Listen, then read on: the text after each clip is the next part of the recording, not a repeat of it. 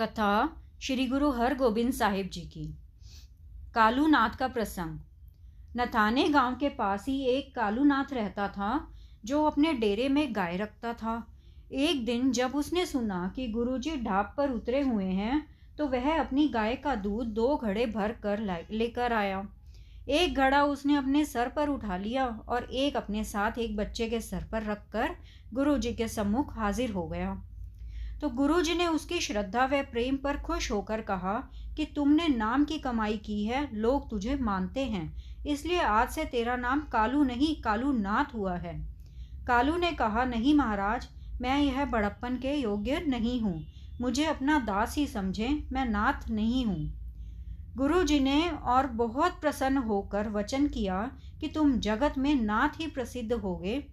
कालूनाथ के साथ जो बच्चा दूध उठाकर लेकर आया था उसे गुरुजी ने प्रसन्नता के साथ देखकर घड़े में से एक चुल्लू भर दूध दिया, जिसको पीकर लड़के के कपाट खुल गए, उसको दिव्य दृष्टि प्राप्त हो गई। जब इस बात का कालूनाथ को पता चला तो उसके सर पर हाथ रखकर उसने उसकी सारी शक्ति खींच ली। जब इस बात का गुरुजी को पता चला तो आपने नाथ के द्वारा उसकी गड़वी मंगवा ली कि यह हमको दे दो, परंतु नाथ ने कहा कि महाराज, यह गड़वी मुझे बहुत प्यारी है, मैं इसकी सदा ही अपने पास रखना चाहता हूँ। तो गुरुजी ने कहा कि हमने तुझे नाथों का नाथ बनाया है, परंतु तुझे बहुत ममता हो गई है, जिसके लिए तुम वह नहीं रहे, तुम शक्तिहीन ही रहोगे। तो गुरुजी के इन वचनों करके कालूनाथ एक साधारण व्यक्ति ही रह गया। कालूनाथ का स्थान नथाने प्रसिद्ध है। एक अजगर सांप का उद्धार। कांगड़ गांव से जोधपुर के साथ एक दिन गुरुजी अपने योद्धे लेकर जब शिकार को खेलने के लिए गए तो रास्ते में गुरुजी घोड़े से उतरकर एक वृक्ष के नीचे जाकर खड़े हो गए। उस समय झाड़ियों में से एक अजगर सर्प निकलकर गुरुजी की तरफ आया। उसे देखकर उसको मारने के लिए सिख भागे। गुरुजी ने कहा, इसको मारो नहीं, हमारे पास आने दो। जब सिख आगे से हट गए तो अजगर रपटता हुआ गुरुजी के पास पहुंच गया। गुरुजी ने अजगर के सर पर अपने दाएं पांव का अंगूठा टिका दिया। गुरुजी के ऐसा करने से अजगर का सारा शरीर फूट पड़ा और वह तत्काल ही मर गया। उसके फूटे हुए शरीर में से छोटे छोटे बहुत से कीड़े उबल उबल कर निकलने लगे। गुरुजी ने कहा कि देखो भाई सिखो, पहले जन्म में यह अजगर एक बड़ा महंत था। लोग इसकी बहुत पूजा और मान्यता करते थे और बहुत पदार्थ इसकी भेंट करते थे। यह जितने इसके शरीर में आप कीड़े देखते हो, यह सब इसके चेले थे। यह इनसे धन पदार्थ लेकर खाता रहता था, परंतु इनकी भलाई के लिए कोई भजन स्मरण नहीं करता था और ना ही इन चेलों के जीवन के सुधार के लिए कोई नेक उपदेश देता था। अपने खाने पीने और अहंकार में ही जीवन व्यतीत करता था। जब यह मरा तो इसको यह योनि मिली और इसके वह चेले जिनको यह ठग ठग कर खाता था, जिन्होंने कोई भजन स्मरण नहीं किया, वे कीड़े बनकर इनको चिपट कर इसे काट काट कर खा रहे हैं। संसार में ना तो इसका अपना उद्धार हुआ और ना ही इसने अपने शिष्यों का उद्धार किया। अतः जो पुरुष अपने प्रभुत्व के लिए बहुत शिष्य बनाकर पूजा का धन धान्य खाते हैं, उनकी यह गति होती है। अब हमारी शरण में आने के कारण इसकी यह गति हो गई है। पूजा का धन धान्य खाने से पुरुष को अनेक रोग लग जाते हैं, इसलिए अपनी नेक कमाई करके खाना सदा सुखदायी होता है। जोधराय और सलेम शाह को वरदान तथा कांगड़ से कूच। जब कुछ दिन निवास करके गुरुजी कांगड़ से तैयार हुए तो जोधराय की स्त्री ने हाथ जोड़कर नम्रता सहित गुरुजी से पूछा कि महाराज, अब फिर हमें कब दर्शन देंगे? तो गुरुजी ने तब वचन किया, हम जब दशम चोला धारण करेंगे तब आपके घर में आएंगे और आपकी संतान को निहाल करेंगे। तुम्हारे वंश में बहुत सुख रहेगा और आप राज्य सुख भोगोगे। दूसरे दिन गुरुजी ने कांगड़ से तैयारी करके नगाड़ा बजवा दिया और भाई जोधराय, सलेम शाह, भाई साधु रूपा और नगर के अन्य लोगों ने गुरुजी को बड़े ही आदर सत्कार के साथ विदा किया। गुरुजी अपने सिख सैनिकों सहित यहाँ से चलकर पहीगांव गुजरवाला जिला लुधियाना पहुँचे। तो गांव के चौधरी ने आप जी की बड़ी सेवा की, परंतु जब भाई बिधि चंद ने उसके द्वारा गुरु जी के लिए बाज मांगा तो उसने अपना बाज देने से इनकार कर दिया। बाद में जब बाज बीमार होकर मरने को हुआ तो वे बाज को गुरु जी के पास ले आए और कहा, महाराज आप समर्थ हो, मेरी भूल बख्शो और बाज को संभाल ही लो, तो अब यह आपका ही है।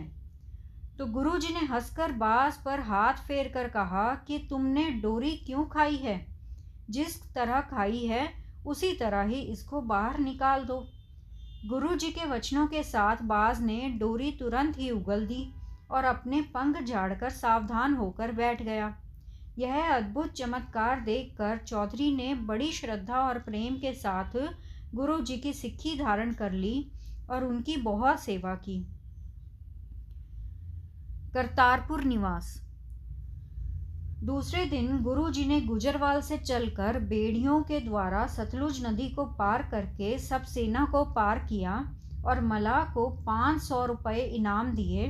दूसरे दिन जब करतारपुर के नज़दीक पहुँचे तो बाबा गुरदित्ता जी ने प्रमुख सिखों के साथ आगे होकर गांव से बाहर आप जी का स्वागत किया। युद्ध में गुरु जी की हुई जीत का हाल सुनकर सब ने खुशी मनाई और कड़ा प्रसाद की देग बांटी। दिवाली का मेला। करतारपुर निवास करते हुए गुरु जी को 6 महीने बीत गए। दीपमाला का मेला आ गया। दूर दूर से बहुत सिख संगत गुरु जी के दर्शन करने आई। बहुत रौनक लगी। गुरु जी के 2 समय दीवान सजते और अटूट लंगर बंटता। ढाके, बंगाल और दक्षिण पश्चिम की सिख संगत आप जी के लिए बहुत कीमती और बहुमूल्य वस्तुएं, घोड़े, शस्त्र और वस्त्र आदि लेकर हाजिर होती। जो सिख दूर रास्ता होने के कारण गुरु जी के पास पहुंच न सकते थे, वे अपने घर ही कड़ा प्रसाद की देग करके गुरु जी के आगे अपनी मनोकामना पूरी होने की अरदास करके बांट देते। वैसाखी का मेला। तदुपरांत वैसाखी का मेला नज़दीक आ गया। चारों ओर से संगत गुरु जी के दर्शन करने आई और बहुत मूल्यवान वस्तुएं लाकर भेंट की। वैसाख महीने की संक्रांति वाले दिन करतारपुर के निकट संगत ने तंबुओं के नातों में डेरे लगा लिए। संगत को खुले दर्शन दीदार देने के लिए गुरु जी एक बड़े खुले मैदान में तंबू के नातों में सुशोभित हो गए। संगत ने हाजिर होकर नकदी, वस्त्र, अनाज आदि भेंट करके माथा टेका और मेवड़ा अरदास करता कि सिख की मनोकामना पूरी हो जाए। इस समय बदखशां का एक धनाढ्य सौदागर आया।